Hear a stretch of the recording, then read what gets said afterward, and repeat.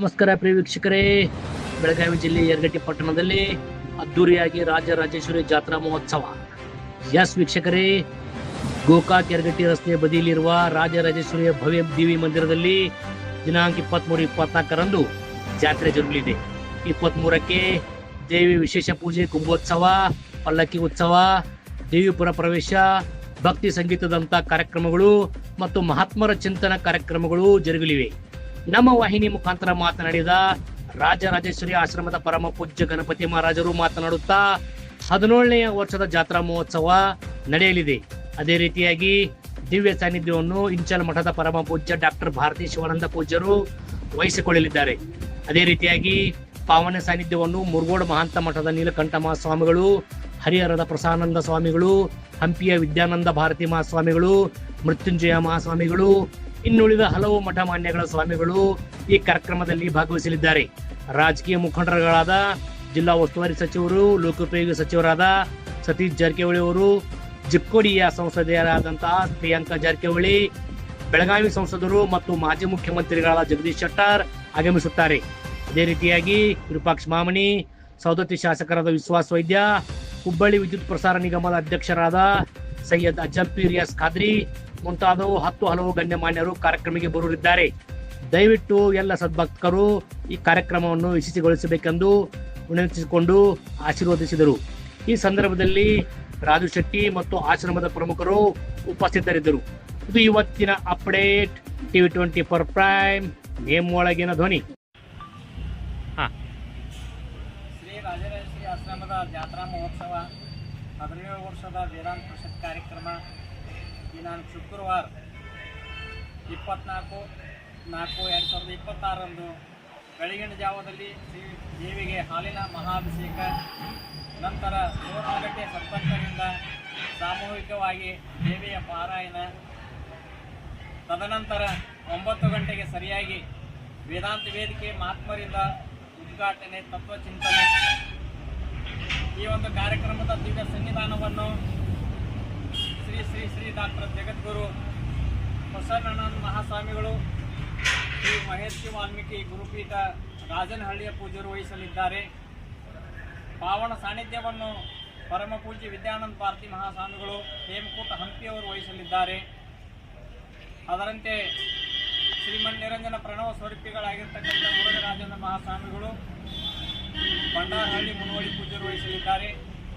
ಶ್ರೀಮನ್ ನಿರಂಜನ ಪ್ರಣವ ಸ್ವರೂಪಿ doctor ಅಮರ ಸಿದ್ದೇಶ್ವರ ಮಹಾಸ್ವಾಮಿಗಳು, ಅಡವಿ ಸಿದ್ದೇಶ್ವರ ಸಂಸ್ಥಾನ ಮಠ ಸುಂದರಗಿ ಹಾಗೂ ಅಂಕಲ್ಗಿ ಪೂಜ್ಯರು ವಹಿಸಲಿದ್ದಾರೆ.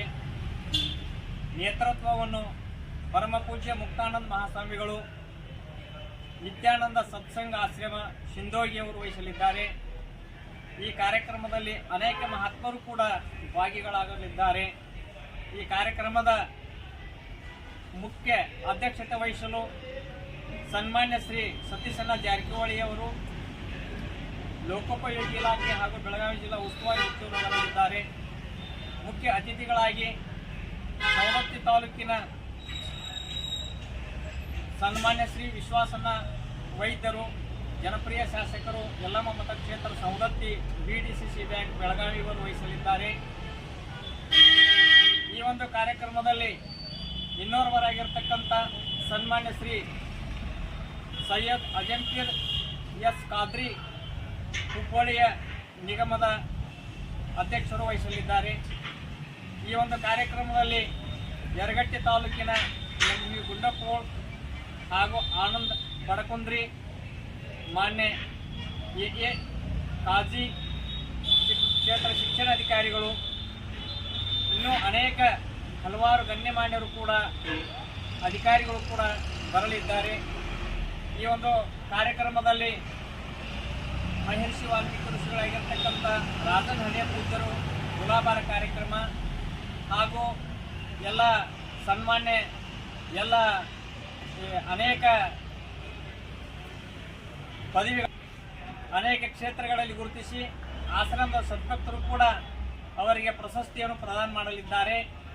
ತದನಂತರ ಈ ಒಂದು ಕಾರ್ಯಕ್ರಮದಲ್ಲಿ ದಾನಿಗಳಿಗೆ, ಅಧಿಕಾರಿಗಳಿಗೆ, ಹಾಗೂ ಮುಖ್ಯ ಅತಿಥಿಗಳಿಗೆ ಎಲ್ಲರಿಗೂ ಕೂಡ ಆಶ್ರಮದಿಂದ ಸನ್ಮಾನ ಮಾಡಲಿದ್ದಾರೆ.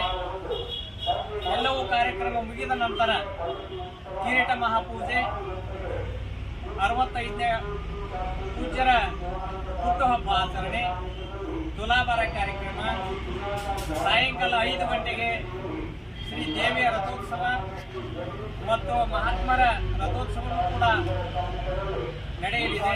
ಕಾರಣ ಈ ಒಂದು ಕಾರ್ಯಕ್ರಮಕ್ಕೆ ಎಲ್ಲ ಸದ್ಭಕ್ತರು ಬಂದು ತಾವೆಲ್ಲರೂ ಬಂದು ಈ ಕಾರ್ಯಕ್ರಮದಲ್ಲಿ ಭಾಗಿಗಳಾಗಿ ಮಹಾತ್ಮರ ಆಶೀರ್ವಚನವನ್ನು ಕೇಳಿ ತಮ್ಮ ಜೀವನವನ್ನೇ ಪವಿತ್ರ ಮಾಡಿಕೊಳ್ಳುತ್ತೀರಿ ಅಂತ ಭಾವಿಸಿ ತಮ್ಮೆಲ್ಲರಿಗೂ ಕೂಡ ನನ್ನ ಭಕ್ತಿಯ ನಮಸ್ಕಾರಗಳನ್ನು ಹೇಳಿ ಈ ಕಾರ್ಯಕ್ರಮಕ್ಕೆ ಬಂದು ತಾವೆಲ್ಲರೂ ಅನುವು ಮಾಡಿಕೊಡುತ್ತೀರಿ ಅಂತ ತಮ್ಮಲ್ಲಿ ವಿನಂತಿಯ ಕಳಕಳಿ.